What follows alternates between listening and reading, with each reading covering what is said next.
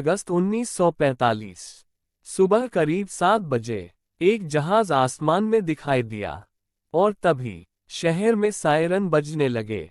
लोग घबरा गए, कुछ लोग छिपने लगे, लेकिन कुछ ही मिनटों बाद सायरन बंद हो गए क्योंकि अधिकारियों को लगा कि ये सिर्फ एक मौसम देखने वाला विमान है।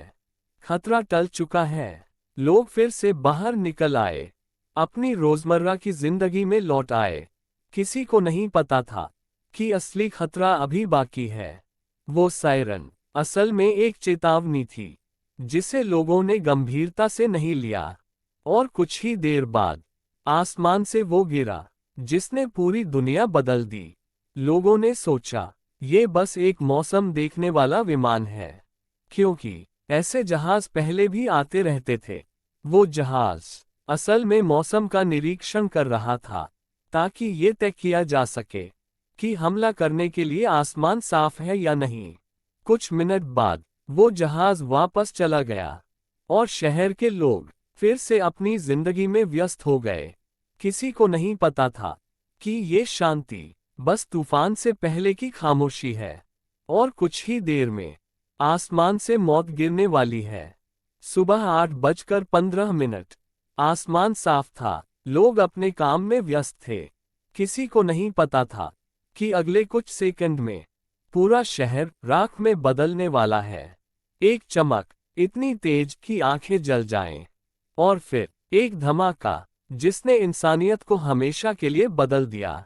ये कहानी सिर्फ एक शहर की नहीं, ये कहानी है वर्ल्ड वॉर 2 की। 1939 से शुरू हुआ ये युद्ध धीरे धीरे पूरी दुनिया को अपनी चपेट में ले चुका था। एक तरफ जर्मनी, जापान और इटली, दूसरी तरफ अमेरिका, ब्रिटेन और सोवियत यूनियन। जापान तेजी से फैल रहा था और अमेरिका उसे रोकना चाहता था, लेकिन युद्ध खत्म होने का नाम नहीं ले रहा था। हर दिन हजारों लोग मर रहे थे। तभी अमेरिका ने एक ऐसा फैसला लिया जो इतिहास का सबसे खतरनाक फैसला बन गया। उन्होंने शुरू किया एक सीक्रेट प्रोजेक्ट जिसे कहा गया मैनहट्टन प्रोजेक्ट। इसका लक्ष्य था एक ऐसा हथियार बनाना जो एक ही बार में पूरे शहर को खत्म कर सके, और इसी से बना एटॉमिक बॉम्ब। 6 अगस्त 1945 हिरोशिमा। एक शांत सुबह, लोग अपने काम पर जा रहे थे। बच्चे हंसते हुए स्कूल जा रहे थे। माएं घर में खाना बना रही थीं। सब कुछ सामान्य था, लेकिन उन्हें नहीं पता था कि आसमान से मौत उतरने वाली है। 8:15 एक विमान आसमान में दिखाई दिया, और फिर एक छोटा सा ऑब्जेक्ट नीचे गिरा। अचानक एक तेज चमक, एक सेकंड, बस एक सेकंड, और फिर एक ऐसा धमाका जिसने सब कुछ खत्म कर दिया। आग का गोला पूरे शहर को निगल गया।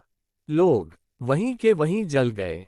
इमारतें हवा में उड़ गईं, और कुछ ही सेकंड में पूरा शहर खामोश हो गया।